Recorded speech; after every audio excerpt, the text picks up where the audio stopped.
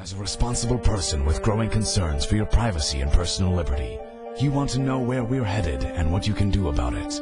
We ask the experts what you need to do to take prudent and responsible action to safeguard your family's wealth and well-being, and what basic first steps will help you to be aware and prepared. ReluctantPreppers.com. Welcome back, Reluctant Preppers. We have a distinguished returning guest tonight, David Morgan, founder of the Morgan Report and renowned guru on the gold and silver markets, is here with us again on Reluctant Preppers. David, thank you for joining us again. Well, it's my pleasure to be back. Thank you. We have a very special opportunity tonight, and by the time our viewers are going to be hearing this interview, we will already be past the U.S. presidential election. But this is the eve of the presidential election happening right now.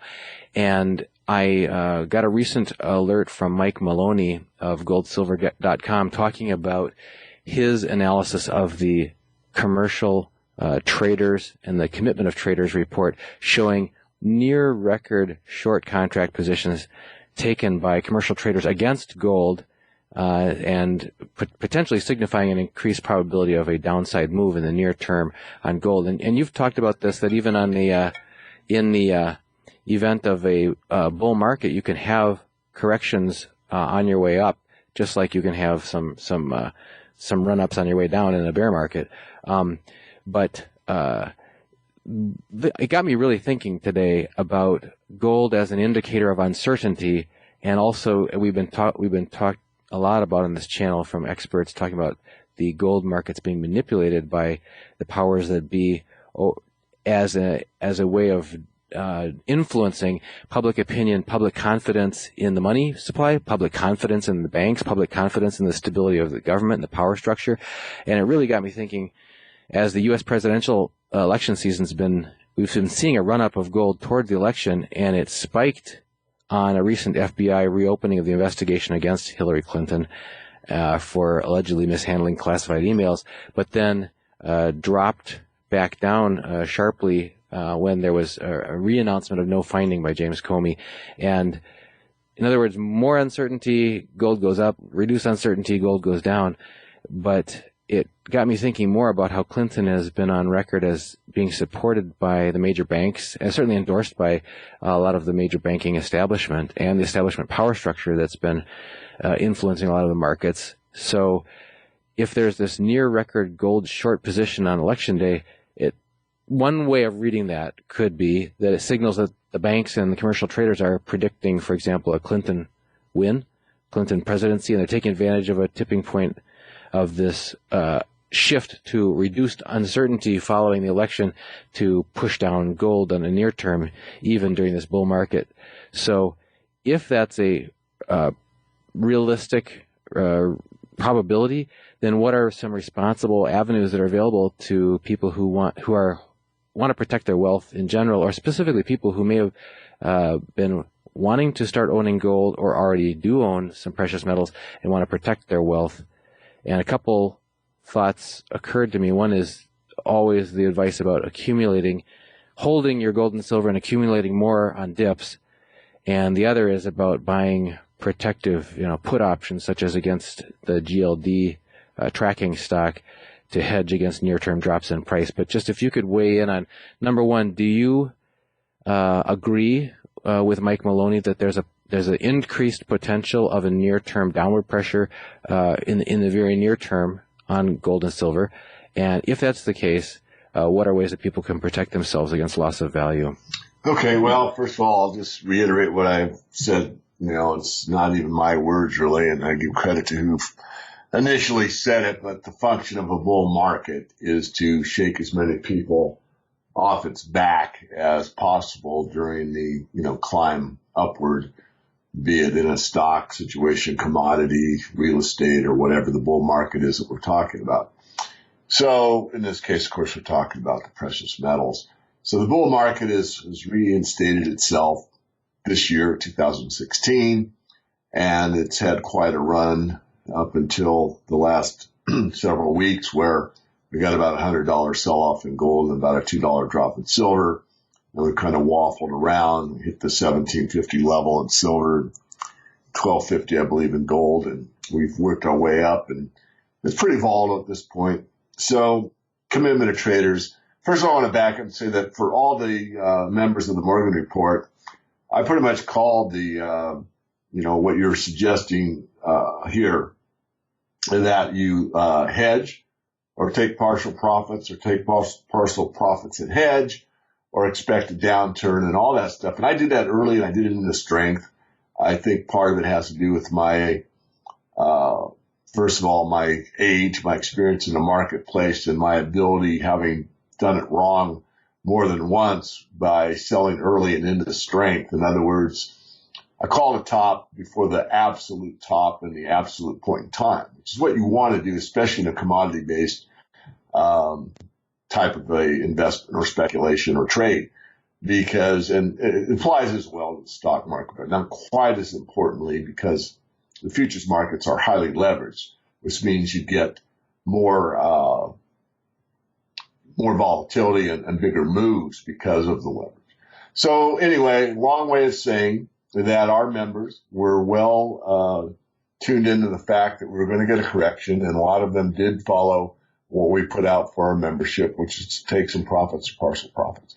So now we saw, and that was based primarily on the Commitment of Traders report, and it took a while. So I don't think Mike has quite the experience level that I have with the COT, which doesn't make me better. In fact, it's just, I think that's a fact that you can agree with. Me, Mike, and I are pretty close and have been for a very long time.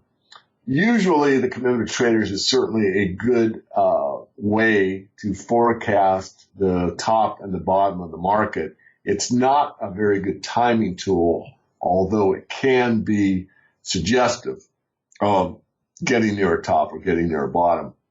So having just experienced a very huge open interest and me warning my members earlier than maybe some of them would have liked me to, in other words, the market stayed, high probably longer than perhaps they expected. But we're still in the profit zone, still at a high, still worth taking a partial profit at.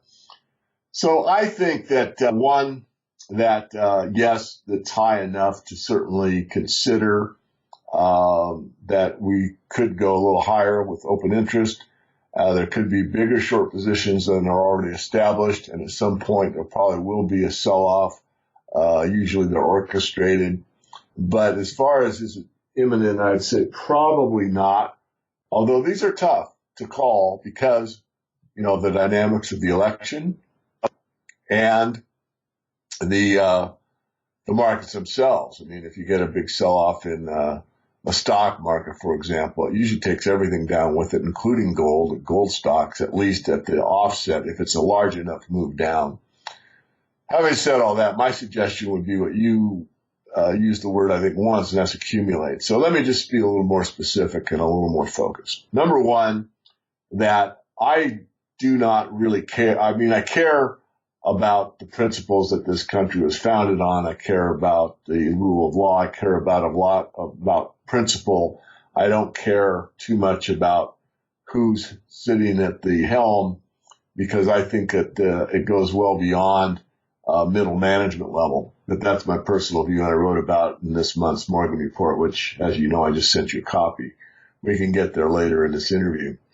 Right now, I would say accumulating precious metals during the next 4 years is imperative, regardless of who's, again, president of the United States, because whomever is there is going to have some power, obviously, but not enough to really turn the ship around, in my very studied view, which means that people will have to focus more upon their own innate abilities and self-sufficiency and thinking through things critically on their own or with their own families or with their own, let's say, self-organizing collectives or their own groups or communities, much more importantly than what a national government may be enacting or suggesting or implementing or mandating, which means it's back to the original intent or original principle, which is basically self-governing, which means that there's a limited form of government. Now, I know government's growing to an extreme. I'm not I'm not saying it hasn't. What I'm saying is that within that context, it's breaking down, which means if you think that the cavalry is going to save you or some certain political party is going to come to the rescue and things are going to get better and you're going to have more of what you want or more things going your way or a shift in consciousness, forget it. That's an absolute, complete, and total childish viewpoint from, again, my very introspective and steady viewpoint. Because the reality of the matter is that you're basically on your own, and you will be finding that out more and more as the system breaks down, which neither party can control, which means pensions will not be there when they're expected to be there. The Social Security system will certainly pay out, at least for a very, reasonably long time, but the amount that we will be given will not be having the ability to make ends meet. In other words, at some point, a total check in the Social Security system may barely pay the light bill, if that. The ability of your life insurance to be cashed in at will might not take place. Money market funds, things get really rocky, may not be cashed out a dollar for a dollar, may not even be able to liquidate a money market fund that's already at law. The potential for bail-in is more likely than it's ever been in the past. So all the things in reality economically are there regardless, again, of who is there and their intentions. They might have great intentions. They may be just mouthing the ideas. It's hard to say. Show me, don't tell me is my attitude. I hear a lot, but I see little.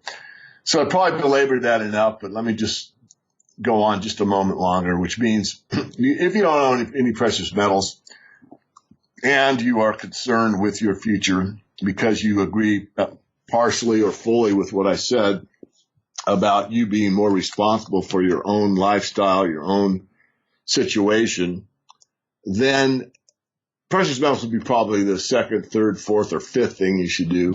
I mean, the first thing should be have some ready cash, regardless of a fiat system, and you should have, backup, water, food, perhaps power, depending on, where you live, heat or whatever. It depends again where you live. If you live in an area like me where it gets extremely cold in the winter, then you certainly will want an alternative heat source. So basically you want your basic survival prepping type of things prior to buying any kind of precious metal as perhaps a barter situation. I want to give some credit to Jim Sinclair that wrote an article today, I believe, on JS Mindset. So obviously today is election day, the 8th of November. I believe it was posted today. He talks about silver's importance, but he also talks about what I just mentioned being more important. Your food supply, that kind of thing. And of course, this sounds very, very, very extreme.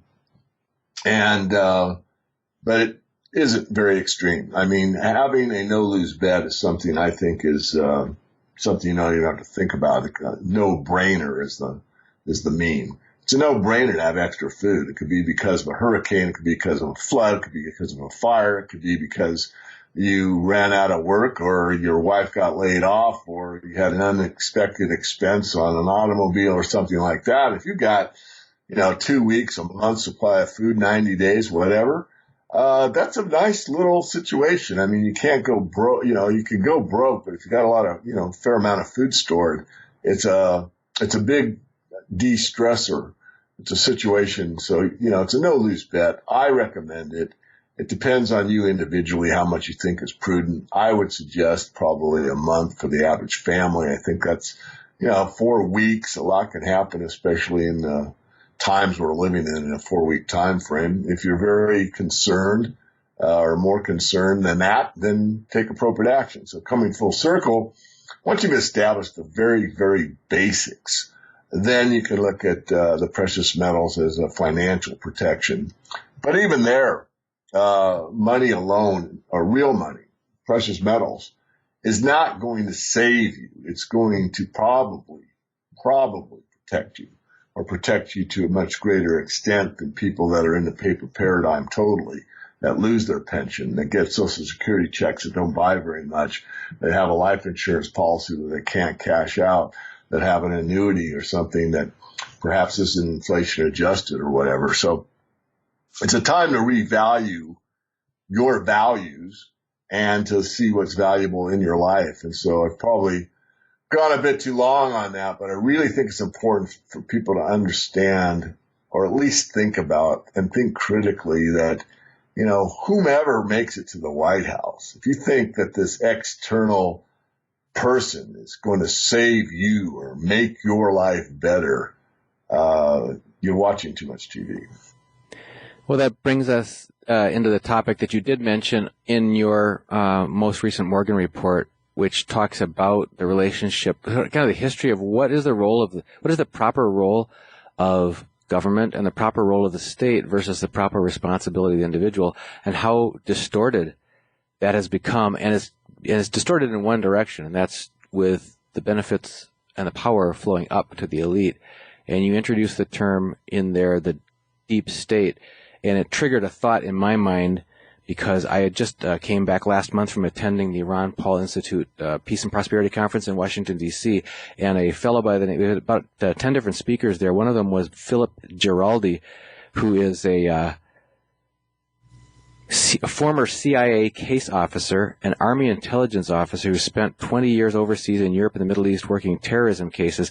And his topic that he spoke on at this conference, the Ron Paul Institute conference, was the American deep state, where he talked about that the reality of how our government and how our country functions is in fact not talked about, is not evident to the average citizen, and that we are essentially distracted with what's on stage so that we don't probe into what's backstage. And you dealt with similar themes in your recent Morgan report. Well, I did, and I don't say this often in interviews because it can cause a plethora of questions, but in my previous life, I say that almost not as a metaphor. I had a very high security clearance, SBI, Special Background Investigation. You can take that wherever you wish to take it. Just let me allude to the fact that I at one time worked within what could be considered the deep state. So I certainly am not talking out of a theoretical perspective. And I'll leave it at that for now. What I wrote about in this current issue of the Morgan Report that was just issued a couple of days ago is the purpose of the deep state is to actually govern the United States to benefit those at the top. In other words, the elite. The illusion of choice is one of their best methods of convincing those without the ability to really think critically that something like a deep state must be a conspiracy theory. The agenda of the elite is to gradually take not only the U.S., but basically the entire world and mold the kind of world where social justice reigns, which means a huge and equally poor global population ruled by a very few. Since the progress is gradual, very few people wake up or even question that a once free people are giving up to government their God-given rights. Some think that changes are progress. Some think that they're not that bad. And still few can see where this all ends. And I go on to talk about one of my mentors, Harry Brown. And then I also talked about the Republic was founded on individual freedom, yet everyone refers to the U.S. form of government as a democracy, which is basically mobocracy, which is mob rule or majority rule. Only a few are truly aware that the deep state exists and the idea of choice is an illusion. So that's where I'm at. I go on from there and talk about the financial imbalances in the physical economy and the arrogance of those at the top. One more paragraph I think is important here. So here in the United States, and the Morgan Report actually just came back from Germany, as you may or may not know, and the Morgan Report is translated into German and has been for years. And what's interesting is the subscriber base in Germany basically never fluctuated. I mean, the people that bought it in Germany still buy it. I had about a 70% loss over the, 5 years, that silver went from 50 all the way down into the 14. Sure. And that's okay. I mean, I'm free market. If you don't want it, don't buy it. I understand that. But what's interesting is that the Germans just kept, plowing on because for whatever reasons, I won't analyze it too far. I just find it interesting that one country more than any other in Europe that experienced the hyperinflation during the Weimar Republic are steadfast in their convictions surrounding the precious metals. Anyway, last paragraph I'll read for now is here in the U.S. there are drones, traffic cameras, license plate cameras, school DNA tests, website tracking, and other invasions of privacy. And that's just kind of a warm-up to what I was involved in very, very early, as I say, in my former life, which was ELENT and COMENT, which was ELENT is electronics intelligence and COMENT is communications intelligence. And I knew way back, in the 80s, it's going back a ways, isn't it? Sure is. That, when I was asking some of the vendors about kind of what we're doing, I could say this in a very general way and not break any oath that I took upon departure, that they were using PROMs, PROMs, programmed read-only memories. And it occurred to me in a flash sitting there on the flight line one day, in fact, this day I'm referring to, that the ability for the entities to survey the communications and electronic war games that take place was only limited to the amount of memory that was available. And I had this idea right then and there. It's certainly not unique to me. I'm not trying to make this about me at all. I'm trying to make it about this interview. But it occurred to me that once the memory problem was solved, meaning that, memory didn't cost so much, you can put in whatever you want for I'll leave that to the listener, would not only look at the communications and electronic situations on a global basis. So when Snowden came out and said what he said, it was not news to me because I'd seen, in the late, 70s, what the capabilities were firsthand, and also once that the memory issue was resolved to the point where we are now, where, this iPhone is greater than the whole computer science building that I used to, have to do my homework in. And that's the whole point. So maybe, we can project from there, where we're going, in this surveillance state globally. There's, I go into this report a little bit about pointing out is there a way to escape it or not. And the answer is basically not. I mean, you can probably circumvent and, be a little bit more private, but it's pretty hard in today's world to get yourself in a position, unless you, are Amish or something like that, to be anonymous in today's world. It's almost impossible to do that. Yeah, we've interviewed the head of the Privacy Journal, the oldest privacy journal in the U.S., and he's talking about a lot of the things that you used to be able to do to try to protect your privacy. A lot of those no longer are realistic anymore, but it's still necessary for people to understand where they have options and choices on what they can do that would help to protect some of their privacy. But it is getting increasingly difficult. So if we could bring it back home to the individual household and the individual homeowner, as we always do, David, on this channel, and your words of wisdom to somebody who wants to do what they can to reduce risk to their family, given these powers that be that are increasing, and that in some ways you're pointing out that no matter who gets elected president today, that they don't represent really the top of the food chain in terms of who's really directing calling the shots.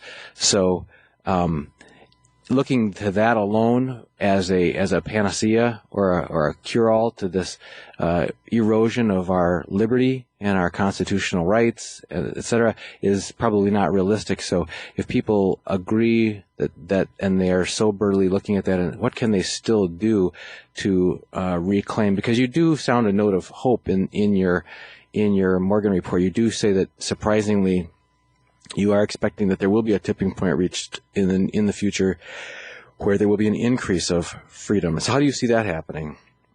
Yeah. Well, I see, because of my experience, that tops are very difficult to call, but I've been pretty good at in the silver market anyway. And the tops in a socioeconomic system, probably harder. But I know what topping looks like. Call an exact top, I'd be foolish to try to do that. But I know that the system has been topping for a while. I know that from the movie, the Four Horsemen film.org. You can go there and watch that movie for free, or you can go to my website and get on our free email list. That movie and another one is in that document that you get for free. But the end of the age of empire is taking place, and it's crumbling. I referenced the Brexit vote, and many other nations have people in the street protesting the elite's plans. A defeat of Clinton, who is obviously a candidate of choice for the banking class, it's my perspective, you don't have to agree, could help to restore some fundamental principles, but time will tell. It's my stated opinion that there is a shift coming, and it will be toward more freedom, not less, believe it or not. And that's how I ended it. And I'll continue because of your question. As everything has a limit, even the growth of government has a limit. We're reaching that limit. You see it right now with the FBI, because you have the police from New York City basically saying, if you don't do it, we will. One of the things of an overextended government is to get the government infighting. And that's what you see all the time. You know, the CIA doesn't like the FBI doesn't like the CIA. I'm just saying this as a metaphor. You can, it's the idea that's important. I'm not saying they literally do, although I think it's actually true. Well, between the FBI and the Justice Department, at least right now, yeah. Yeah, you got the Justice Department, that's stopping the FBI. I mean, right. I mean, you can chime in anytime you want. So it's very convoluted. It doesn't work. It's too big, and it's failing. And because it's failing, I can forecast that it will continue to fail.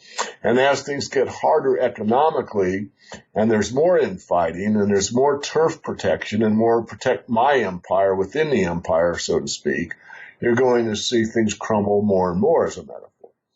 So that means that the individual actually will start to have more and more freedom. It may not appear that way, but that's the reality, because as this whole system starts to break down from basically being overburdened and overweighted and too much of it, the universe has a way to restore balance, and we're way out of balance in many, many areas. And this is just one that may be sort of like a preview of the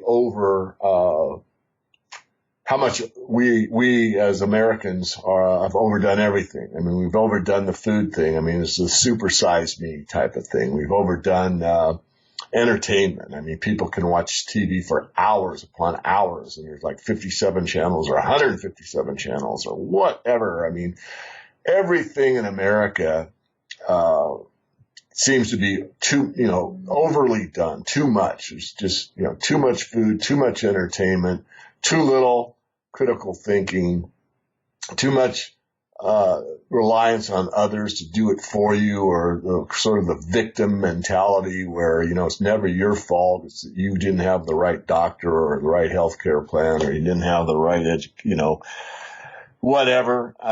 Very little self-responsibility, which is, of course, what made this country what it was. It was basically self-governing, but that was based on moral principles. And the fundamental presupposition or founding ideal was that the population at large was fundamentally so principled, high moral, super ethical, that the ability to form a republic and make it last was based on that ideal. And without it, it probably would fail. And of course, as I've made mention of probably as much or more than Robert Prechter, who also does work in this area, that there's a direct correlation between the depreciation of a currency by going to a system of lies and the moral degradation of the society at large. They go hand in hand. Honest money, honest people, dishonest money, dishonest people. It's that simple. And we've seen that happen again and again. It's nothing new. Nothing new under the sun. What's happening now has happened before. But the problem is, in my situation, is seeing it from a global perspective this time, whereas the Roman Empire you could consider to be global at that time, and it might have been fairly close. But this time, the distortions are even greater, and the population is several-fold larger, and the distortions could get very, very extreme at certain points. So as this election cycle finishes off, hopefully there will not be any violence. I don't know. It's possible. I certainly don't rule it out. I pray that there won't be any. But what we need to do, coming back to the individual, is one, be steadfast in your moral structure. I mean, people that listen to this, probably are better self-educated and better critical thinkers than the majority. To look at not only what you can do to protect yourself and your family, but what could you do outside of that to help the next door neighbor or the community, small one. What is it that you can do to self-improve that is of value in a system that has started to break down further? I mean, a skill set of knowing how to, trade stocks like me is not a really valuable skill if there's an electrical power problem for, a week or two. Those kind of thoughts. And I think the number one that I don't talk to enough is probably attitude, having an attitude of gratitude that we have had so much for so long, really too much for too long, in my estimation, as I was referring to earlier. The ability in the United States to overeat or over-entertain or overdo things has been that way for a long time, and it comes from being, I don't want to say too prosperous, but perhaps not guided by that, my favorite buzzword these days, balance, balancing, nutritious food in the right amount and the correct amount of exercise, balance with entertainment, and the correct amount of perhaps watching documentaries or TV. I don't have anything against it. I'm free market. If you want to, watch TV for the rest of your life and eat, nothing but bonbons, be my guest. I don't think it's a very worthwhile life, but I have not the right to impinge on what you think is right for you. Go ahead. My point is that if you strive to be the best you can be, you wouldn't be at that kind of an extreme. You would be more balanced. And I think that's something that we don't see in our leadership. I think it's something that we don't see in the educational system. I think it's certainly something that we've lost our moral compass about. And I think that it's something that we really need to get back to. At this point, I should plug the book Return to Order by John Horvath, because he talks exactly about what you're talking about this frenetic intemperance that the materialist society has adopted, runaway capitalism, rather than a focus on moral values that really lead to true integrity, true happiness, that sort of thing. If I could circle us back one last time before we let you go on a point that you brushed up against several times. It struck me in a new way, the way you were talking about it, when you talked about us, how all of this secrecy, the deep state, all that sort of thing, the powers that be behind the curtain, have been so hidden for so long. And anyone who dared think or talk about it was considered a conspiracy theorist and somebody who was lost off their rocker or whatever. But in the recent years, as the overreach has accelerated and has extended, has been overdone, you start to see it becomes exposed. You start to see the truth behind the lie.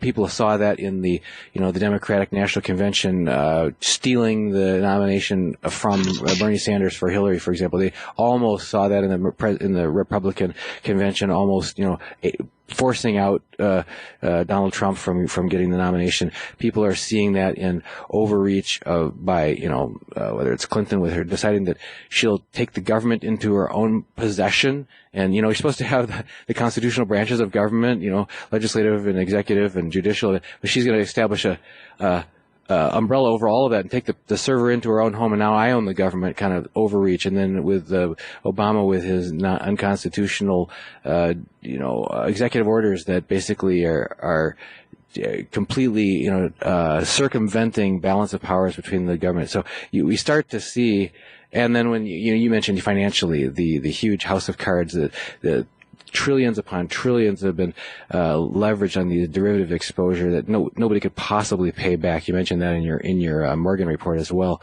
One of the quote unquote benefits of the ridiculous extremes that have been reached is that people start to see that it is ridiculous, and it's an opportunity. This is what I was getting to: is this what you're talking about? This is an opportunity. As bad as it is, that's actually can be looked at as a good thing, because it's a chance for people to wake up and to make conscious choices instead of being unconsciously just like sheep following along, playing their role. Is that part of what you're getting at here? Is that this is an opportunity? This is a wake-up call. When you see that overreach, you see that the whole culture, the whole government, the whole society, the whole finances, all topping, is a time to wake up and get prepared to take charge of your own life. Absolutely. I commend you on your summary. It was better than I probably could have done by far, and I thank you for that. Yes, it is. And coming back to what you were speaking about, seeing the conspiracy, it's a metaphor. It's from John Leffler. I'll give credit to John.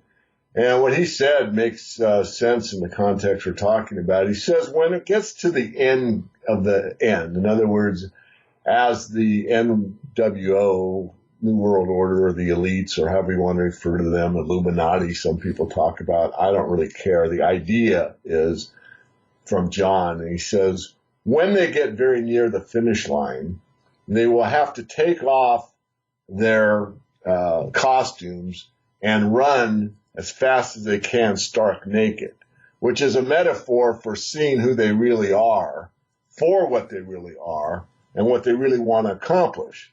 And not to pick on Hillary, but you can see that her blatant ability to stand there and say, the public doesn't understand. I never sent any classified information on my email.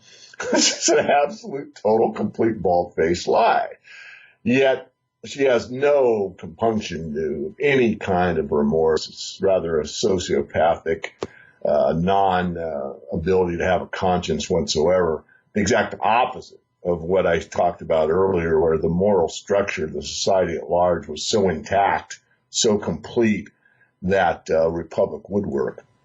And now we're in a situation that's almost the exact opposite of that, which comes back, and I'll reiterate what you said, try to add emphasis to it, although you did an excellent job. But really, folks, look,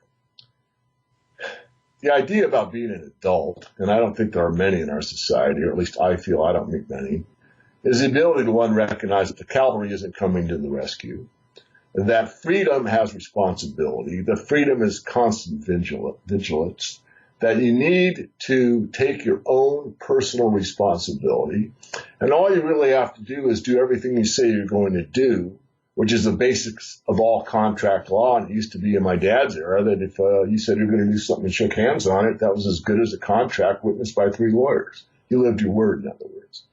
And secondly is that you didn't infringe upon the rights of anybody else. So if someone does something that you found offensive, let's say, behind, in their own private home, behind their own private doors, it really was none of your damn business, and that was kind of the attitude. If it wasn't hurting you, it wasn't your business, then so what, really? And this has been convoluted into, thousands upon thousands of laws and edicts, mandates, codes, executive orders, etc. You cannot mandate honesty. You cannot mandate respect for others. You can try. You can put it in the law books. You can have all this stuff set up, but then it gets so convoluted as Bastiat said so long ago in the book, The Law, they get twisted, turned, and usurped by the power elite into making them into justifications for them to live outside of the natural order. So it's time to come back home, and it's not going to be a matter of choice, I don't believe. It's going to be forced or thrust upon us, and you're going to find out sooner or later, and it's probably more sooner than you might think, that you are responsible for yourself, your own actions, your own thinking, and your own wherewithal. And to think that something external is going to take care of you is, again, a childish attitude. So it's time for us to come back to the real values. And those real values actually start within. And it comes from not just the individual. I'm for the individual. That's what the rule of law is all about. However, to survive and thrive, it's based on a community. But a different context than it takes a village. It's more of a context of that high moral structure and those two laws I just outlined. Do everything you say you're going to do, and don't infringe upon the God-given rights of anyone else. Well, David Morgan, founder of themorganreport.com, we're always grateful to have you here with us on Reluctant Preppers. Thank you for joining us on this election eve, and we'd love to have you back again as we see how this drama plays out. But we heed your warning that not only we see a near-term topping in precious metals, but more significantly, perhaps we see a topping in our society, in our government, in the power structures, and to understand that what we are being allowed to see is not the real top-level management. And in the end, each individual is going to be necessary to take care of themselves and their families, so get prepared now. Just really appreciate always you're joining us here. Thanks again for being here on Reluctant Preppers. My pleasure. Thank you so much for having me.